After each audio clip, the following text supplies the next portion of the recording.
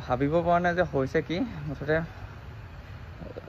চোৱা জেগালৈ চাই ৰৈ আছোঁ আৰু কি কৰিম মই একো ভাবিব পৰা নাই। মানে মুঠতে মনত প্ৰশ্ন এটাই আহিছে যে কিয় কিয় কিয় কিয় মুঠতে কেনেকৈ হ'ল। মানে এতিয়াও গা কঁপি গৈছেগৈ। তেখেতটো নাই বাৰু, সেইটো চিয়ৰ হ'লোঁ এতিয়া, কিন্তু প্ৰশ্ন এটাই হয় যে তেখেতক পানীৰ লগত খেলিবলৈ অসুস্থ মানুহজনক কিয় দিলে মানুহে, কিয় মানে তেখেত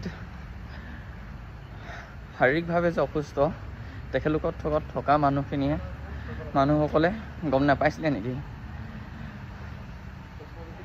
সেইটো তদন্ত হ'ব লাগে ভালদৰে, মোৰ ফালৰ পৰা কৈছোঁ। কিন্তু আৰু জয় জুবিন দা, সদায় বুকুৰ মাজত থাকিব আপুনি।